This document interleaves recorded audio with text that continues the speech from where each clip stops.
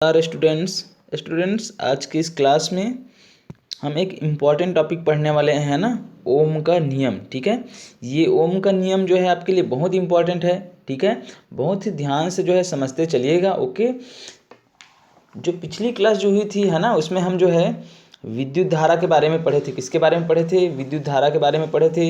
इसके अलावा जो है विद्युत परिपथ के घटक कौन कौन से होते हैं, है ना, और उसके अलावा जो है विद्युत विभव और विभवांतर और विद्युत क्षेत्र की तीव्रता के बारे में पढ़े थे। ठीक है, तो एक बार थोड़ा सा मैं जो है आपको रिवाइज कराते हुए चलता हूँ, है ना, ताकि आपको याद रहे। तो सबसे पहले हम लोग पढ़े थे विद्युत धारा। क्या पढ़े थे? विद्युत धारा। ओके, तो विद्युत धारा में आप लोगों को बताया था आवेश प्रवाह की जो दर जो होती है उसी को हम क्या बोलते हैं? विद्युत धारा। ओके, इसके अलावा जो है हम जो है विभव के बारे में पढ़े थे, है ना। तो एकांक धनावेश को जो है ना, एकांक धनावेश जो होता है उसको जो है किसी विद्युत क्षेत्र, है ना, एकांक धनावेश को विद्युत क्षेत्र तक जो है जो विद्युत क्षेत्र जो होता है वहाँ तक लाने में जितना कार्य करना पड़ता है, ठीक है ना। ओके, उसी उसी को ही हम क्या बोलते हैं? जो कार्य जो जितना करना पड़ता है उसी को हम बोलते हैं विभव। क्या बोलते हैं? विभव बोलते हैं। मतलब जो है एकांक धनावेश को जो है अनंत से विद्युत क्षेत्र के किसी बिंदु तक लाने में जो किया गया जो कार्य रहता है ना, उसी को हम क्या बोलते हैं? उसी को हम बोलते हैं विभव। क्या बोलते हैं? विभव। ओके, समझ में आया विभव क्या होता है? और विभव में जो अंतर जो होता है ना, उसी को हम क्या बोलते हैं? विभवांतर। क्या बोलते हैं? विभवांतर बोलते हैं। समझ में आया। और विद्युत क्षेत्र में बताया था विद्युत क्षेत्र क्या होता है। मान लीजिए यहाँ पर कोई यहाँ पर कोई जो है एक आवेश जो है रखा हुआ है, ठीक है ना। यहाँ पर कोई एक आवेश जो है क्या है? रखा हुआ है। तो एकांक धनावेश मान लीजिए यहाँ पर कोई रखा हुआ है, तो ठीक है, तो इनका क्या होगा? यहाँ पर जो है इनका जो है एक विद्युत क्षेत्र बना रहेगा, है ना। मतलब अगर कोई दूसरा यहाँ पर कोई सा भी एक आवेश जो है दूसरा आवेश लेकर के यहाँ पर आते हैं यदि, ठीक है ना, तो वो जो है जितने बल का अनुभव करता है, ठीक है, उसी को हम क्या बोलते हैं? विद्युत क्षेत्र की तीव्रता। क्या बोलते हैं? विद्युत क्षेत्र की तीव्रता बोलते हैं। समझ में आया। मतलब यहाँ पर मान लीजिए कोई एकांक धनावेश रखा हुआ है ना, एक आवेश यहाँ पर रखा हुआ है। अब एक अन्य आवेश को क्या करते हैं? इस क्षेत्र में यहाँ पर लाते हैं। तो ये जो जो नया वाला जो अन्य जो यहाँ पर आवेश लेकर के आया है ना, एकांक धनावेश, है ना, तो वो क्या करता है? यदि जितने बल का यहाँ से जो है अनुभव करेगा, वो जितने बल का जो है क्या करेगा? अनुभव करेगा, वही क्या कहलाएगा? इस विद्युत क्षेत्र की जो है तीव्रता कहलाएगी। समझ में आया। ये था। ओके, तो आज हम लोग पढ़ने वाले हैं स्टूडेंट्स ओम का नियम। ठीक है, ये ओम का नियम जो है बहुत ही इंपॉर्टेंट है, बहुत ध्यान से समझते चलिएगा। जो आगे जब आप पढ़ेंगे, अगली जो क्लास जो पढ़ेंगे, है ना, तो उसमें भी जो है क्या आएगा? आपका काम आएगा। समझ में आया। तो चलिए हम पढ़ना शुरू करते हैं ओम का नियम। ठीक है, बहुत ध्यान से समझते चलिएगा। हाँ, और यदि आप पिछला वीडियो नहीं देखे होंगे तो उसको भी देख लीजिए, है ना, और चैनल को सब्सक्राइब नहीं किए हैं तो कर लेना। ठीक है, ओके, तो चलिए हम पढ़ना शुरू करते हैं। तो ओम का नियम, ठीक है, क्या बोलते हैं ओम का नियम? तो देखिए सबसे पहले जो है सन 1827 में, है ना, भौतिक वैज्ञानिक थे जॉर्ज साइमन ओम। इन्होंने ही क्या किया था? जो ओम का नियम था उनको दिया था, इन्हीं के नाम पर है। ठीक है, तो इन्होंने क्या किया था? किसी विद्युत परिपथ में विभवांतर, देखिए यहाँ पर समझिए, किसी विद्युत परिपथ में विभवांतर विद्युत प्रतिरोध और प्रवाहित विद्युत धारा के बीच में संबंध स्थापित किया। इस संबंध को समझने के लिए हम नीचे क्रियाकलाप करेंगे, है ना। तो ये जो थे ना, कौन? जॉर्ज साइमन ओम। इन्होंने जो है विभवांतर, विद्युत प्रतिरोध, है ना, और विद्युत धारा के बीच में क्या किया? एक संबंध स्थापित किया, जिसको हम ओम के नियम से जानते हैं। विभवांतर को हम दर्शाते हैं V से। समझ में आ रहा है ना, जिसको हम वोल्ट बोलते हैं। विभवांतर को V से दर्शाते हैं। विद्युत प्रतिरोध को हम R से दर्शाते हैं, ठीक है, और जो विद्युत धारा जो होती है उसको हम I से दर्शाते हैं। समझ में आया। ओके, तो इन्हीं तीनों के मध्य विभवांतर और जो विद्युत प्रतिरोध है और विद्युत धारा जो I है, इन्हीं के मध्य इन्होंने क्या किया? संबंध स्थापित किया, जिसको हम किसके नाम से जानते हैं? ओम के नियम से जानते हैं। इसके लिए करना क्या होगा? इसके लिए हमको जो है एक क्रियाकलाप करना होगा। क्रियाकलाप 2 यहाँ पर दिया हुआ है। अब देखिए इसमें आपको क्या करना है? इसमें जो है हमको एक परिपथ तैयार करना है। इस परिपथ में जो है 0.5 मीटर का नाइक्रोम का तार XY लेना। देखिए ये जो है ना, ये ऐसा ये जो है क्या है? ये जो है नाइक्रोम का एक तार है XY। समझ में आया। इसके अलावा हमको और क्या चाहिए? एक अमीटर चाहिए, ठीक है। तो एक अमीटर, ये है एक अमीटर। ओके, और इसके अलावा एक वोल्ट मीटर चाहिए। तो ये है यहाँ पर, ये वोल्ट मीटर लगा हुआ है। समझ में आया। कल मैं बताया था कि अमीटर को जो है श्रेणी क्रम में जोड़ते हैं और वोल्ट मीटर को समांतर क्रम में, ठीक है। जो पिछली क्लास जो हुई थी उसमें, ठीक है। इसके अलावा हमको जो है 4 विद्युत सेल चाहिए 1.5 वोल्ट का। कितना विद्युत सेल चाहिए? 4। ओके, तो देखिए यहाँ पर जो है मैं बताया था विद्युत सेल को कैसे दर्शाते हैं, ऐसा दर्शाते हैं करके बताया था ना। विद्युत सेल को इस प्रकार से हम घटक के बारे में देखे थे विद्युत परिपथ के, तब बताया था सेल को इस प्रकार से दर्शाते हैं। तो देखिए यहाँ पर जो है 4 सेल आपको दिखाई दे रहा होगा, ये सभी क्या हैं? 4 जो है ये सेल हैं। समझ में आ रहा है? विद्युत सेल। ओके, अब आगे हमको क्या करना है? अब हमको सबसे पहले क्या करना है, आपको चित्र में दिखाई जरूर दे रहा होगा। तो आपको सबसे पहले करना है केवल एक सेल को लेकर के जो है इस प्रकार से जो है आपको क्या करना है, परिपथ बना लेना है। तो सबसे पहले जो है एक्स वाई जो तार जो है ना, ये नाइक्रोम का जो तार है एक्स वाई, इसको आपको लगा देना है। इसके मध्य में जो है आपको जो है क्या कर देना है, समांतर क्रम में जो है वोल्टमीटर को जोड़ देना है। फिर जो है अमीटर को श्रेणी क्रम में जोड़ देना है इस प्रकार से, और एक कुंजी लगा देंगे। और उसके बाद जो आपका ये जो है ना, इसके बीच में केवल एक, अभी जो है 4 लगा हुआ दिख रहा है आपको, केवल एक बैटरी पहले लगा, एक जो सेल है ना विद्युत सेल, उसको लगा के क्या करना है आपको, इस प्रकार से एक परिपथ बना लेना है। ठीक है ना, समझ में आया? अभी केवल यहाँ पर जो है आपको 4 सेल लगा हुआ एक साथ दिखाई दे रहा है। शुरू में जो है आपको क्या करना है, सबसे पहले केवल एक ही सेल को क्या करना है, लगाना है। उसके बाद आपको आगे क्या करना है, एक सेल का उपयोग करने के बाद आपको क्या करना है, परिपथ में एक सवा से प्रवाहित होने वाली विद्युत धारा के पाठ्यांक आई के लिए अमीटर और तार के सिरों के बीच विभवांतर वी के पाठ्यांक के लिए वोल्टमीटर का प्रयोग करेंगे। ठीक है ना, आपको केवल और केवल क्या करना है, धारा का मान कितना है, ठीक है। और उसमें जो है ये जो जो तार जो है ना नाइक्रोम का एक सवाय तार यहाँ से यहाँ तक, इनके सिरों के मध्य, ये वाला सिरा और ये वाला सिरा, इनके सिरों के मध्य विभवांतर कितना है, मतलब विभव में अंतर कितना है, उसको क्या करना है आपको ज्ञात करना है ना। देखना है, किसमें देखना है, एक तो जो है विभवांतर को हम जो है वोल्ट मीटर से देख लेंगे, और जो धारा जो प्रवाहित हो रही है ना उसको हम अमीटर की सहायता से जान लेंगे, ज्ञात कर लेंगे। तो सबसे पहले आप क्या करेंगे, सबसे पहले जो है देखिए एक बैटरी, एक सेल को यहाँ पर, विद्युत सेल को यहाँ पर लगा दीजिएगा। ओके, और लगाने के बाद जो है एक विद्युत परिपथ हम तैयार करेंगे, है ना, इस प्रकार से तार को लगा करके। और ये जो नाइक्रोम का तार है ना एक्स वाई, इसको यहाँ पर क्या कर देंगे, लगा देंगे। वोल्टमीटर को जो है नीचे में इस प्रकार से लगा रहेगा, है ना।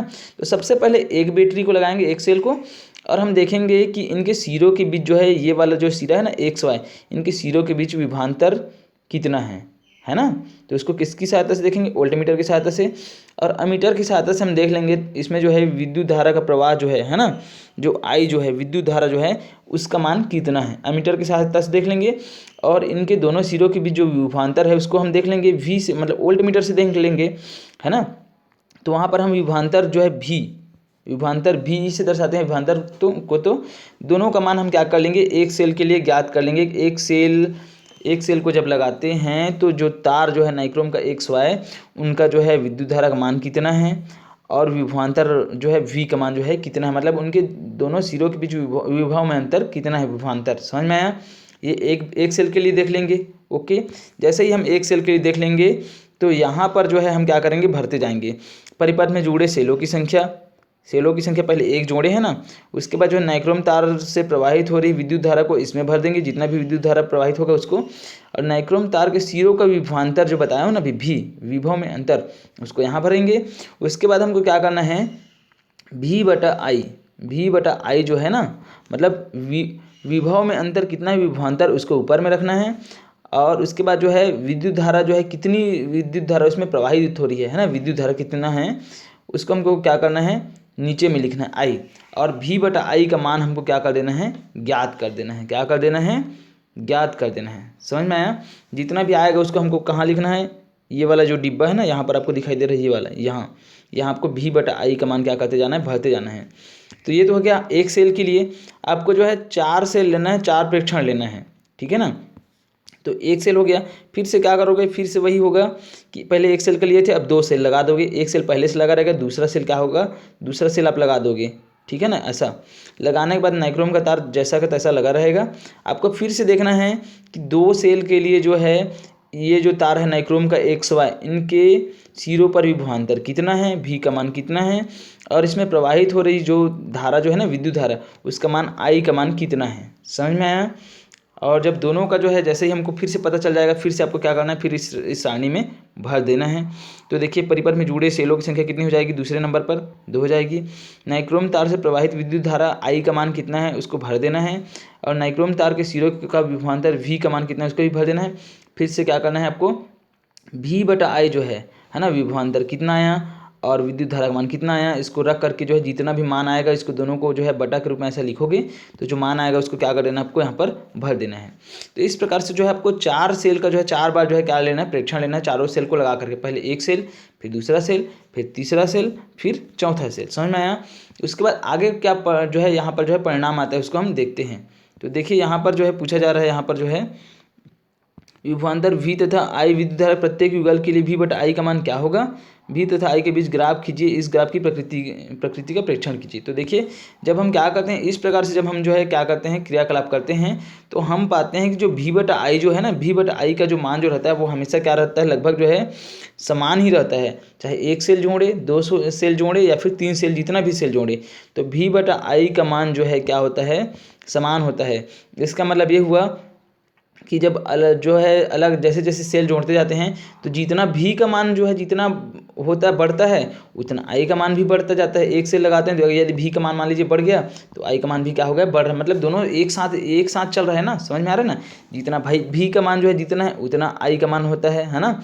मतलब अगर यदि V बढ़ गया तो I भी क्या हो रहा है, बढ़ रहा है। जब एक सेल के बाद 2 सेल, 3 सेल, 4 सेल ऐसा लगाते जा रहे हैं, मतलब ये दोनों क्या हो रहे हैं, एक साथ क्या हो रहे हैं, या तो बढ़ते हैं तो एक साथ और घटते हैं तो भी एक साथ। मतलब क्या है, जैसे 4 सेल लगाए हैं, 4 सेल में से एक सेल निकाल दिए तो कितना सेल बच गया, 3। तो 3 सेलों के लिए भी अगर आप ज्ञात करोगे तो V/I का मान जो है समान ही रहेगा। ठीक है, 2 सेल के लिए ज्ञात करेंगे फिर भी V/I का मान क्या हो रहा है, समान रहता है। इसका मतलब ये हुआ कि दोनों एक दूसरे की क्या है, अनुक्रमानुपाती है। क्या है, अनुक्रमानुपाती है। समझ में आ रहा है ना। मतलब जो है इसका मतलब ये हुआ, देखिए यहाँ पर जो है चालक तार के सिरों के बीच विभवांतर V चालक तार में प्रवाहित विद्युत धारा के समानुपाती होती है ना। तभी तो ऐसा हो रहा है। ठीक है, मतलब ये हुआ यदि हम खींचते हैं, है ना, यदि हम ग्राफ की बात करते हैं तो यदि हम ग्राफ खींचते हैं तो देखिए यहाँ पर देखिए ग्राफ ये आपको जो है यहाँ पर जो है ग्राफ जो है यहाँ पर नहीं छपा है इसमें, है ना, बुक में है, इसमें ग्राफ नहीं है। तो यहाँ पर समझ लीजिए यदि हम क्या करते हैं, एक ग्राफ खींचते हैं, है ना, तो ग्राफ जो है वो हम ग्राफ किस प्रकार से खींचते हैं, तो यहाँ पर देखिए मैं चित्र के माध्यम से आपको बता रहा हूँ, है ना। तो देखिए यदि हम इस प्रकार से एक ग्राफ खींचते हैं ये, ठीक है ना, तो इस ग्राफ में यदि आप देखते हैं इस साइड, यदि हम इस साइड जो है किसको ले लेते हैं, विभवांतर को ले लेते हैं, और इस साइड जो है धारा को ले लेते हैं। किसको ले लेते हैं, एक साइड विभवांतर को और एक साइड जो है धारा को ले लेते हैं। तो धारा को हम किससे दर्शाते हैं, ए से दर्शाते हैं, है ना, एम्पियर से, तो सॉरी आई से, तो आई लिख देते हैं इस साइड ऐसा। तो इस साइड यदि हम देखते हैं तो यहाँ से यदि मूल बिंदु से हम क्या करते हैं, ऐसा जो है अभी जो मान निकाले हैं V/I का मान जो है 4 सेलों के लिए अलग अलग, तो इसको यदि हम इसके लिए यदि हम क्या करते हैं, ग्राफ खींचते हैं विभवांतर और धारा के मध्य, तो हम देखते हैं यदि जो है विभवांतर बढ़ रहा है तो धारा भी बढ़ रहा है ना। मतलब जो है जितना भी हो ऐसा जो है हमको एक सीधी जो है रेखा जो है क्या होती है, मिलती है ना। एक सीधा रेखा हमको क्या होता है, दिखाई देता है ग्राफ में। क्यों दिखाई देता है, क्योंकि जैसे जैसे I का मान जो है बढ़ता है ना, धारा का मान बढ़ता है, तो उल्टा तो विभवांतर का भी मान बढ़ता है। समझ में आ रहा है ना। मतलब दोनों जो है एक साथ बढ़ रहे हैं। इसका मतलब क्या हुआ, इसका मतलब ये है कि दोनों एक दूसरे क्या हैं, समानुपाती हैं। क्या हैं, समानुपाती। मतलब यदि धारा का मान भी बढ़ता है, मतलब जो है I का मान भी बढ़ता है तो V का मान भी बढ़ता है, और यदि I का मान घटेगा तो V का मान भी घटेगा, और यदि V का मान भी घटा तो I का मान भी घटेगा। मतलब दोनों जो है एक साथ साथ बढ़ते हैं या फिर साथ साथ घटते हैं। मतलब दोनों क्या है, ये जो संबंध होता है इसी को बोलते हैं समानुपाती संबंध। क्या बोलते हैं, समानुपाती संबंध। और समानुपाती का जो संबंध जो होता है उसको हम जो है ऐसा इससे दर्शाते हैं, इसको बोलते हैं समानुपाती का चिन्ह, है ना। इसी को प्रपोजनल बोलते हैं, है ना, इंग्लिश में। समझ में आया, प्रपोजनल। तो यहाँ पर देखिए समानुपाती जो होता है, तो यहाँ पर हम देखे हैं कि जो विभवांतर जो था ना वो किसके समानुपाती था, I का। समझ में आ रहा है ना, किसके जो है समानुपाती था, I का। तो यही जो संबंध जो है ना, ये जो संबंध है, यही जो संबंध है कि जो विभवांतर जो होता है वो विभवांतर जो होता है ना, मतलब इसकी सहायता से हम जो है आगे क्या करेंगे, अभी ओम के नियम का सत्यापन करेंगे। ठीक है, तो जो विभवांतर जो होता है वो विद्युत धारा आई के क्या होता है, समानुपाती होता है। इसलिए देखिए यहाँ पर लिखा है ना V प्रोपोर्शनल I, ऐसा लिखा है। मतलब V का मान बढ़ेगा तो क्या होगा, I का मान भी बढ़ेगा, और यदि I का मान बढ़ेगा तो V का मान भी बढ़ेगा, यदि V का मान घटेगा तो I का मान भी घटेगा, और I का मान घटेगा तो V का मान भी घटेगा। मतलब दोनों एक दूसरे से क्या है, एकदम संबंधित है। एक बढ़ेगा दूसरा भी बढ़ेगा, और दूसरा घटेगा तो पहला भी घटेगा। ऐसा समझ में आया, समझ में आया यहाँ तक। अब चूंकि जो है V प्रोपोर्शनल I होता है ना, मतलब विभवांतर जो है किसके समानुपाती होता है, I के, विद्युत धारा के। तो जब ये प्रोपोर्शनल जो चिन्ह जो रहता है ना, समानुपाती का जो चिन्ह रहता है, इसको जब हटाते हैं तो यहाँ पर हमको एक नितांक लगाना पड़ता है। क्या लगाना पड़ता है, नितांक। इसलिए जो है जैसे ही V प्रोपोर्शनल I से जो है हम क्या कर देते हैं, इस प्रोपोर्शनल को हटाते हैं तो आता है V इक्वल टू हो जाता है RI। क्या हो जाता है, RI। अभी ये R कहाँ से आया, तो R यहाँ से आया कि जब इस प्रोपोर्शनल को हटाते हैं तो यहाँ पर हमको एक समानुपातिक नितांक जो है लिखना पड़ता है ना। तो हम उसको R से यहाँ पर क्या करते हैं, दर्शाते हैं। ठीक है, यहाँ पर R क्या है, एक समानुपातिक नितांक है। समझ में आया, ओके, है ना, समानुपातिक नितांक है। तो इस नितांक का हम मान किस प्रकार से ज्ञात कर सकते हैं, V प्रोपोर्शनल I ऐसा था तो V इक्वल टू क्या आ गया, RI आ गया। प्रोपोर्शनल को हटा दिए, मतलब समानुपातिक चिन्ह को। तो अब यहाँ से हम R का मान निकालना चाहे तो ये I क्या हो जाएगा, इस साइड गुणा में है, इस साइड आएगा तो किस में हो जाएगा, भाग में, है ना, भाग में आ जाएगा। इसी कारण से हम इसको कैसा लिख सकते हैं, यहाँ पर हम लिख सकते हैं V बटा I लिख सकते हैं ना, या फिर क्या V बटा I बराबर R लिख सकते हैं, या फिर इस R को इस साइड कर दो, या फिर यहाँ पर देखिए इस R को इस साइड कर दो, इस साइड, और इस साइड क्या हो जाएगा, V बटा I। तो इस प्रकार से आप R का मान निकाल सकते हो। ठीक है, समझ में आ रहा है ना। और यही जो R जो है इसको हम प्रतिरोध कहते हैं। क्या बोलते हैं, यही जो R है ना, इसको हम किस नाम से जानते हैं, इस R को जो है प्रतिरोध कहते हैं। इसी को क्या बोलते हैं, प्रतिरोध है। प्रतिरोध का क्या होता है, मात्रक एसआई मात्रक जो है ओम होता है। क्या होता है, प्रतिरोध का एसआई मात्रक क्या होता है, ओम होता है। समझ में आ रहा है ना। और प्रतिरोध का मतलब दरअसल प्रतिरोध है क्या चीज़, तो प्रतिरोध जो है किसी भी चालक में जो धारा प्रवाहित होती है ना, विद्युत धारा, उसके प्रवाह में क्या करता है, ये जो है बाधा उत्पन्न करता है। मतलब उसको उसका जो वो प्रवाह जो रहता है ना, विद्युत धारा का जो प्रवाह रहता है, उसको धीमी कर देता है या फिर कम कर देता है। समझ में आ रहा है ना, कौन, प्रतिरोध, जिसको हम किससे दर्शाते हैं, R से दर्शाते हैं। और इसका मात्रक जो होता है क्या होता है, ओम। भूलना नहीं है, अरे ओम को जो है हम ऐसा दर्शाते हैं, मात्रक को ओम। यहाँ पर देखिए, यहाँ पर ये जो है ना, यहाँ पर बना हुआ है, यहाँ पर देखिए, ये समझ में आ रहा है। तो ये क्या है, ओम है। प्रतिरोध का ऐसा ही मात्रक क्या होता है, ओम होता है। समझ में आया। और प्रतिरोध को R से दर्शाते हैं। समझ में आया। तो ये जो संबंध जो है ना, ये कौन सा संबंध, ये वाला जो संबंध जो है ना, कि किसी चालक का जो है विभवांतर और विद्युत धारा, है ना, और उनके प्रतिरोध के मध्य जो संबंध है ना, यही जो संबंध है V प्रोपोर्शनल, ये V इक्वल टू RI। ठीक है, यही क्या है, यही जो संबंध है, यही जो है ओम का नियम है। क्या है, ओम का नियम। समझ में आ रहा है ना। यहाँ पर शुरू में लिखा था, मैं बताया था, देखिए यहाँ पर एक बार और समझ लीजिए। यहाँ पर लिखा है ना कि विद्युत, किसी विद्युत परिपथ में विभवांतर, है ना, विभवांतर विद्युत प्रतिरोध और प्रवाहित विद्युत धारा के बीच संबंध स्थापित किया, है ना। मतलब जो है V प्रोपोर्शनल जो RI जो है ना, यही क्या है, देखिए यहाँ पर विभवांतर है ना, विभवांतर, उसका विद्युत प्रतिरोध कौन सा है, R है, उसके बाद विद्युत धारा तो I है। तो यही जो संबंध जो है ना, V इक्वल टू RI, यही जो संबंध है, इसको कौन दिया था, ओम दिया था। ओम जो जॉर्ज साइमन जो ओम था, और इसी नियम को हम बोलते हैं ओम के नियम के नाम से जानते हैं, जहाँ पर R क्या है, ये प्रतिरोध है। समझ में आया, ओके। और प्रतिरोध का ऐसा ही मात्रक क्या है, ओम है। यहाँ तक आप समझ गए होंगे।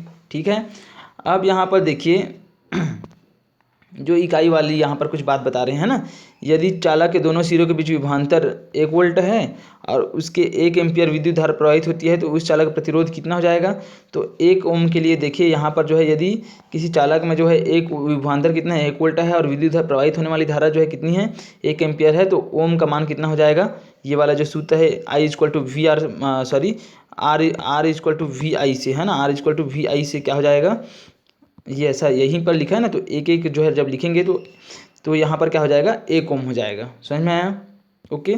उसके बाद देखिए, मतलब यहाँ पर ये हुआ कि जो यहाँ पर संबंध से हमको क्या पता चला कि किसी प्रतिरोधक से प्रवाहित होने वाली विद्युत धारा उसके प्रतिरोध के व्युत्क्रमानुपाती होती है। मतलब देखिए यहाँ पर आया है ना, ऐसा क्या आया है, I इक्वल टू क्या आया है, V/R ऐसा आया है ना।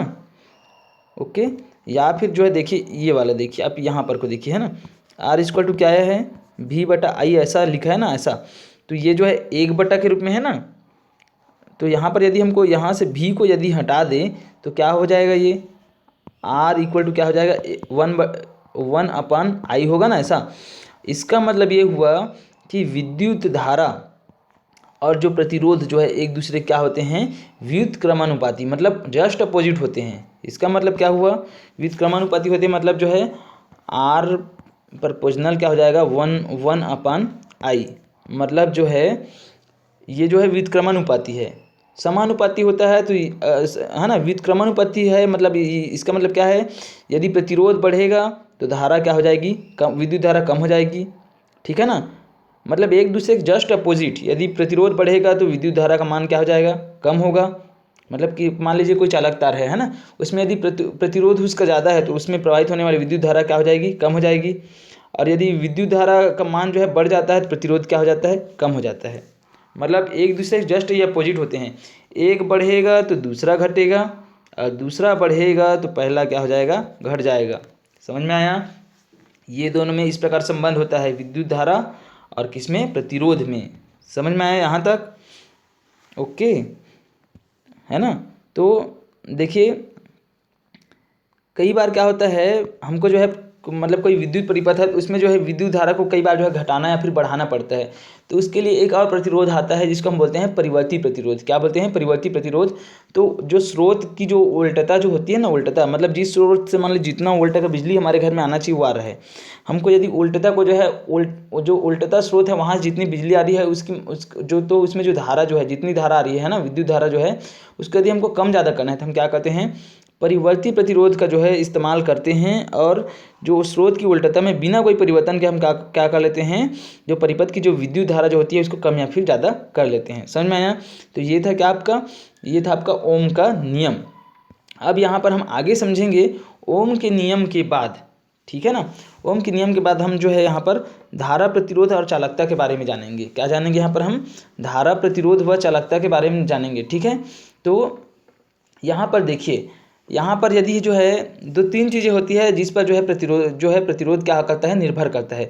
जैसे मान लीजिए आप जो है क्या करते हैं, यहाँ पर जो है मतलब जो है यहाँ पर आप समझने का प्रयास करिए। मान लीजिए किसी विद्युत परिपथ में जो है धारा बह रही है ना, तो वो जो धारा जो है किन किन चीज़ों पर जो है निर्भर करेगा, ठीक है ना। मतलब ये जो है कि यदि प्रतिरोध जो है वो किन किन चीज़ों पर क्या करता है, निर्भर करता है। तो देखिए सबसे पहले यहाँ पर लिखा है, यहाँ पर कुछ है ना, यहाँ पर देखिए सामान्यतः आपने देखा होगा कि घरों की विद्युत परिपथ में कहीं मोटे तारों का उपयोग होता है तो कहीं पतले तारों का जो है उपयोग होता है। ऐसा क्यों करते हैं, है ना। इसके अलावा जो है यहाँ पर जो है क्वेश्चन किया है, उसके बाद लिखा है आप अनुमान लगा सकते हैं किसी विद्युत परिपथ में बहने वाली धारा केवल विद्युत विभव पर ही नहीं परंतु परिपथ में उपस्थित धारा प्रतिरोध पर भी निर्भर करती है। मतलब जो है जो बहने वाली जो धारा जो है ना, वो जो है विद्युत परिपथ जो धारा जो है वो विद्युत विभव मतलब विद्युत विभव पर ही जो है निर्भर नहीं करती, बल्कि जो है जो बहने वाली जो धारा जो है आई जो है वो जो है विद्युत प्रतिरोध आर पर भी क्या करता है, निर्भर करता है। मतलब तीनों में संबंध है ना, इसलिए तो हम देखे थे आई इक्वल टू क्या देखे थे, V/R ऐसा देखे थे, ठीक है। ओके, तो V/R देखे थे, मतलब तीनों में क्या है, संबंध है। तो ये जो है आई मतलब विद्युत धारा जो आई जो है V पर भी निर्भर करता है और प्रतिरोध R पर भी निर्भर करता है ना। तो इसी कारण से जो है हमारे घरों में देखना कभी जो है मोटे तारों का भी उपयोग होता है, पतले तारों का भी उपयोग होता है। तो इसके पीछे कारण ये है कि जो बहने वाली धारा का मान जो है ना, वो जो है, एक तो पहली बात ये है कि यहाँ पर उदाहरण के द्वारा समझिए कि चूंकि ये जो है बहने वाली जो धारा जो होती है आई पर मतलब जो है वोल्ट पर भी विभवांतर पर भी निर्भर करता है, V पर, और प्रतिरोध पर भी निर्भर करता है। तो प्रतिरोध किन किन चीज़ों पर जो है प्रतिरोध जो है किनका प्रतिरोध ज़्यादा है किनका प्रतिरोध कम है, इसको हम क्या करेंगे, देखेंगे। तो देखिए सबसे पहली बात तो यह है कि मान लीजिए यहाँ पर देखिए लिखा है ना, यहाँ पर आप देखेंगे तो समान मोटाई के लंबे तार का प्रतिरोध छोटे तार की अपेक्षा अधिक होता है ना। मतलब ये है कि समान लंबाई की जो है, मान लीजिए ये एक तार हो गया और इतना ही लंबाई का एक दूसरा तार भी है, ये वाला तार, ठीक है ना। तो यदि जो है, अच्छा रुक जाइए, है ना, एक मोटा एक पतला बना दूं मैं। तो मान लीजिए एक तार हो गया। अब ये जो दूसरा तार जो है ना, इसकी तुलना में लंबाई तो उतनी ही है, लेकिन ये क्या है, मोटा है। तो किसका प्रतिरोध ज़्यादा होगा? तो ये जो पतला जो तार है ना, उसका प्रतिरोध क्या होगा, ज़्यादा होगा, और इसका प्रतिरोध क्या होगा, कम होगा। मतलब विद्युत धारा किसमें ज़्यादा प्रवाहित होगी? तो जो मोटे तार है उसमें से विद्युत धारा ज़्यादा प्रवाहित होगी। क्यों होगी?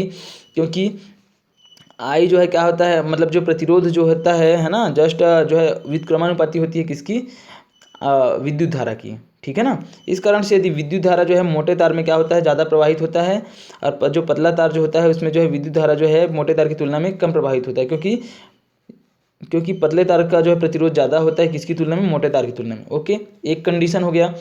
अब दूसरा कंडीशन क्या है? दूसरा कंडीशन ये है कि मान लीजिए मोटाई तो समान है, एक समान मोटाई का जो है क्या है, ये तार है। लेकिन यहाँ पर यदि हम देखेंगे मोटाई समान है, लेकिन यहाँ पर हम देखेंगे अब जो है लंबाई को देखेंगे। यदि दो समान जो है मोटाई, दो तार हैं और उनका जो है मोटाई जो है एक समान है, तो एक तार जो है, एक तार का जो है क्या है, एक तार जो है ज़्यादा लंबा है और एक तार जो है क्या है, कम लंबा है, लंबाई कम है। तो प्रतिरोध किसका जो है, किसमें ज़्यादा विद्युत धारा प्रवाहित होगी तेज़ी से? तो ये जो छोटा तार जो है ना, इसमें विद्युत धारा जो है तेज़ी से प्रवाहित होगी, और जो लंबा जो तार है इसमें विद्युत धारा जो है इसकी तुलना में जो है कम कम प्रवाहित होगी। मतलब जो है उनका जो, उनमें जो प्रवाहित होने वाले जो धारा जो है वो कम होगी। क्यों कम होगी? क्योंकि जो छोटा तार जो है ना, उसका प्रतिरोध क्या होता है, कम होता है, और जो तार की लंबाई जो है इसका प्रतिरोध क्या होता है, ज़्यादा होता है। क्योंकि लंबी दूरी तक जो है तार जो मतलब जो करेंट जो है ना, विद्युत धारा है, उनको जो है पहुंचाना रहता है, तो इसका प्रतिरोध क्या हो जाता है, बढ़ जाता है। और प्रतिरोध बढ़ेगा तो क्या होगा, जो धारा का मान जो आई जो है वो क्या हो जाता है, कम हो जाता है। समझ में आ रहा है ना। और उसकी तुलना में इसका प्रतिरोध कम होता है, तो धारा का मान आई जो है क्या हो जाता है, यहाँ पर बढ़ जाता है। समझ में आया। तो इस प्रकार से यदि हम देखें कि किसी भी विद्युत परिपथ में क्या होता है, जो उपयोग में लाने वाले जो तार जो रहते हैं ना, उसकी जो है लंबाई और मोटाई पर जो है विशेष ध्यान दिया जाता है। इसी कारण से तो देखिए, किसी चालक में विद्युत प्रतिरोध निम्न अवयवों पर निर्भर करता है। मतलब जो किसी चालक में, यदि हम किसी चालक की बात करें, तो जो विद्युत जो प्रतिरोध जो रहता है ना, विद्युत प्रतिरोध मतलब जो चालक जो तार रहता है, ठीक है ना, चालक तार, तो उसमें जो है विद्युत मतलब विद्युत धारा जो आई जो रहती है, विद्युत धारा, तो उसके प्रवाह को, मतलब विद्युत चालक की जो, मान के चलिए मात्रा को, है ना, आवेश की जो मात्रा रहती है, उसी को तो हम बोलते हैं आवेश प्रवाह की दर को ही हम क्या बोलते हैं, विद्युत धारा। तो विद्युत धारा का मान जो है यहाँ पर जो है किन किन चीज़ों पर निर्भर करता है, इसको हम क्या करेंगे, देखेंगे, है ना। मतलब कुल मिलाकर के विद्युत प्रतिरोध जो है किन किन अवयवों पर निर्भर करता है, इसको हम देखेंगे, है ना। विद्युत प्रतिरोध किसमें, किसी चालक में, है ना। तो देखिए, सबसे पहले जो है चालक की लंबाई के समानुपाती होती है। क्या होती है? चालक की लंबाई के समानुपाती है। कौन? आर। मतलब ये जो है प्रतिरोध है, जो धारा प्रवाह का क्या करता है, विरोध करता है किसी चालक में। समझ में आ रहा है ना। आर क्या है, यहाँ पर प्रतिरोध है, जो क्या करता है, धारा प्रवाह का क्या करता है, किसी चालक में विरोध करता है। तो इसका मान जो है किस पर निर्भर करता है, प्रतिरोध का मान? तो सबसे पहले जो है ये जो है चालक की लंबाई पर क्या करता है, चालक की लंबाई के समानुपाती होता है। मान लीजिए किसी कोई चालक जो है जितना ज़्यादा लंबा होगा, मान लीजिए तार की लंबाई जितना ज़्यादा जो है क्या होगी, बढ़ेगी।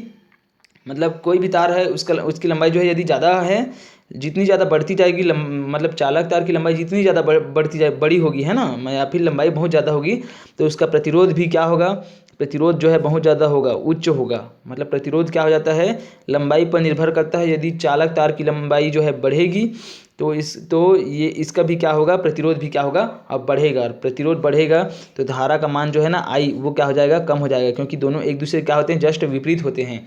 यदि प्रतिरोध बढ़ रहा है तो प्रतिरोध क्या करता है, धारा का विरोध करता है ना, प्रतिरोध जो है। तो यदि प्रतिरोध ज़्यादा बढ़ेगा तो धारा का मान ऑटोमेटिक क्या होगा, कम होगा। समझ में आ रहा है ना।